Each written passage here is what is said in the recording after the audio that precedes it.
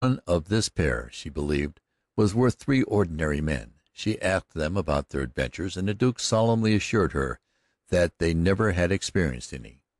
Taterleg, loquacious as he might be on occasion, knew when to hold his tongue. Lambert led her away from that ground into a discussion of her own affairs and conditions as they stood between her neighbors and herself. "Nick Hargus is one of the most persistent offenders, and we might as well dispose of him first, since you've met the old wretch and know what he's like on the outside," she explained.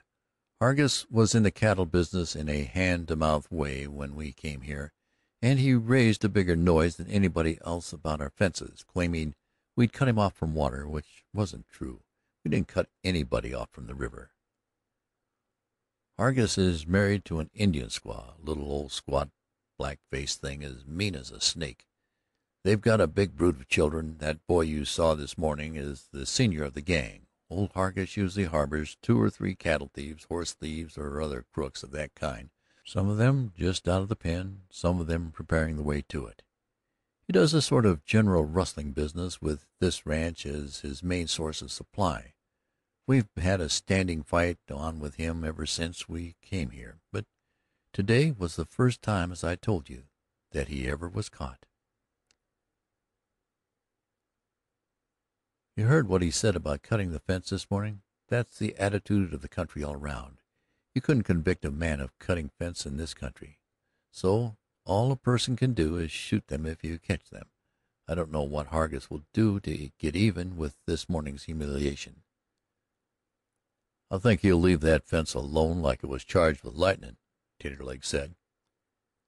"He'll try to turn something. He's wily and vindictive."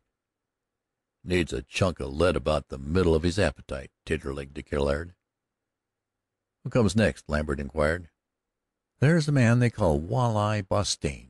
His regular name is Jesse, on the further end of this place, that's troubled with a case of incurable resentment against a barbed wire fence. He's a sheepman, one of the last that would do a lawless deed, you'd think, from the look of him, but he's mean to the roots of his hair."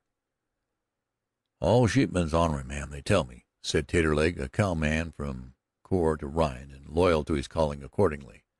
"I don't know about the rest of them, but Walleye Bostian is a mighty mean sheepman. Well, I know I got a shot at him once that he'll remember." "You did?" Taterleg's face was as bright as a dishpan with admiration. He chuckled in his throat, eyeing the Duke slantingly to see how he took that piece of news. The Duke sat up a little stiffer, his face grew a shade more serious, and that was all the change in him that Taterleg could see. "I hope we can take that kind of work off your hands in the future, Miss Philbrook," he said, his voice slow and grave. She lifted her grateful eyes with a look of appreciation that seemed to him overpayment for a service proposed rather than done. She went on then with a description of her interesting neighbors. "This ranch is a long, narrow strip, only about 3 miles wide but by 20 deep.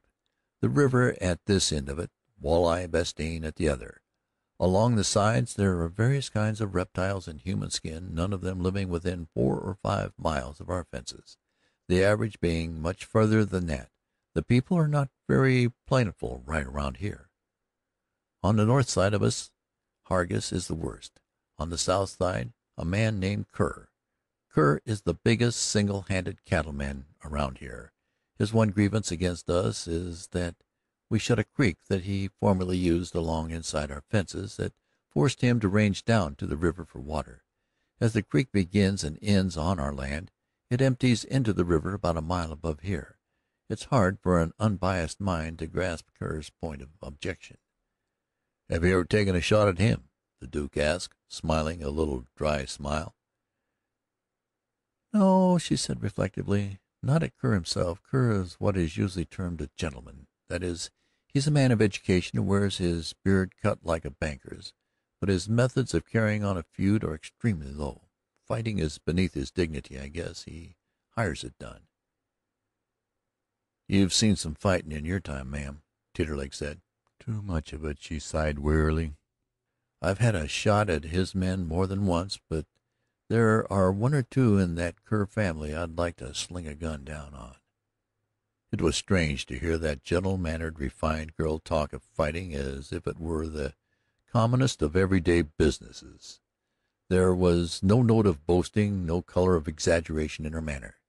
She was as natural and sincere as the calm breeze coming in through the open window, and as wholesome and pure. There was not a doubt of that in the mind of either of the men at the table with her. Their admiration spoke out of their eyes. "When you've had to fight all your life," she said, looking up earnestly into Lambert's face, "makes you old before your time, and quick-tempered and savage, I suppose, even when you fight in self-defense. I used to ride fence when I was 14 with a rifle across my saddle, and I wouldn't have thought any more of shooting a man I saw cutting our fence or running off cattle than I would of a rabbit." She did not say what her state of mind on that question was at present, but it was so plainly expressed in her flushed cheeks and defiant eyes that it needed no words. "If you'd 'a' had your gun on you this morning when them fellers knocked that old negro down, I bet there'd 'a' been a funeral due over at Hargiss's ranch," said Taterleg. "I'd saddled up to go to the post office. I never carry a gun with me when I go to Glendora," she said. "A country where a lady has to carry a gun at all ain't no country to speak of. It needs a cleaning up, ma'am. That's what it needs." "It surely does, Mr. Wilson. You've got it sized up all right." "Well, Taterleg, I guess we'd better be hitting the breeze," the Duke suggested, plainly uneasy between the duty of courtesy and the long lines of unguarded fences.